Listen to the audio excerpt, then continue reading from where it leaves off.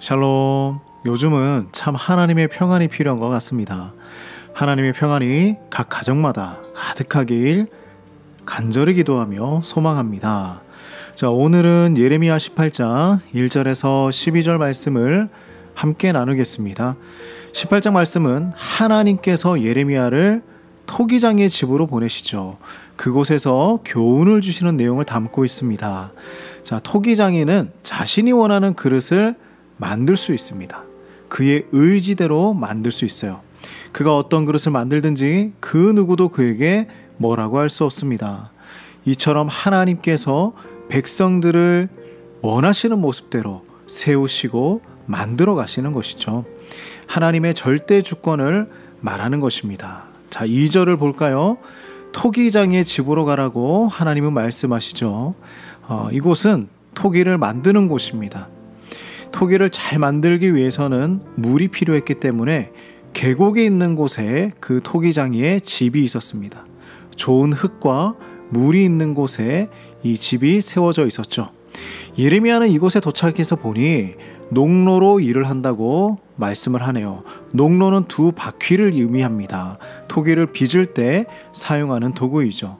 아마 사진에 보듯이 이런 모양이었을까 한번 예상을 해봅니다. 오늘날 사용했던 것과는 많이 다른 모양이라고 합니다.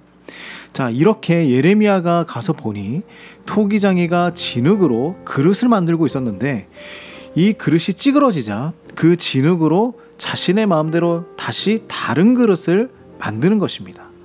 이것은 완전히 토기장의 마음에 달려있는 것이죠. 바로 하나님과 이스라엘의 관계가 그렇습니다. 하나님과 우리와의 관계도 그러한 것이죠. 자, 진흙이 토기장의 손안에 있듯이 우리도 하나님의 손안에 있다라는 말씀입니다. 우리는 하나님의 손안에 있어요. 그런데도 계속해서 그 손에서 벗어나려고 하는 것이 우리의 죄성입니다. 밖이 더 안전한 줄 착각합니다. 밖으로 나가면 더 멋진 그릇이 될 것이라 생각하죠. 하지만 하나님께서 빚어주시지 않으면 그저 진흙덩어리에 불과한 것입니다. 세상에서 이리저리 부딪히다가 이곳저곳 상처도 있고 깨진 그릇이 되고 마는 것이죠. 그래서 하나님 말씀을 오늘 한번 봅시다. 7절 8절에 이렇게 말씀합니다. 내가 어느 민족이나 국가를 뽑거나 부수거나 멸하를 할 때에 만일 내가 말한 그 민족이 그의 악에서 돌이키면 내가 그에게 내리기로 생각하였던 재앙에 대하여 뜻을 돌이키겠고 라고 말씀합니다. 하나님께서 한 악한 나라를 멸망시키려고 하셨을지라도 그 백성들이 회개하고 돌아오면 그 모든 계획을 취소할 수 있다라고 말씀하시죠.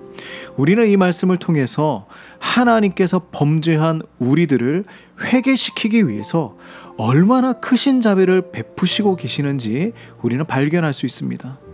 그래서 하나님은 예레미야를 통해 다시 한번 백성들에게 말씀을 전하십니다. 11절 말씀이죠.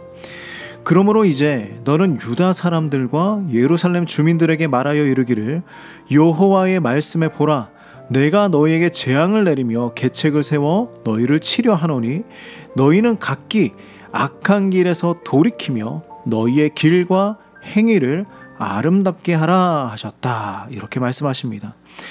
하나님께 돌아가기만 하면 길과 행위를 아름답게 회복시키시겠다고 약속하십니다. 하나님의 백성들에게는 아직도 소망이 있습니다. 그럼에도 그들은 자신의 계획과 생각대로 살아가며 하나님의 은혜를 포기하고 말았던 것이죠. 자, 이 백성들을 보시는 하나님의 마음은 어떠했을까요? 그리고 우리를 바라보시는 하나님의 마음은 어떨까요? 우리 같이 한번 생각을 해봅시다.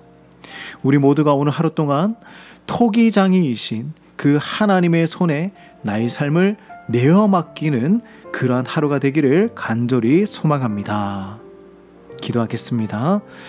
우리의 토기장이신 하나님, 우리의 삶이 하나님의 손에 달려있음을 고백합니다. 나의 계획과 나의 생각으로 고집부르며 살아가지 않도록 인도하여 주시고 겸손하게 하나님만 바라보며 살아갈 수 있도록 도와주시옵소서. 우리의 길과 행위를 아름답게 인도하여 주시옵소서. 예수님의 이름으로 간절히 기도드립니다. 아멘.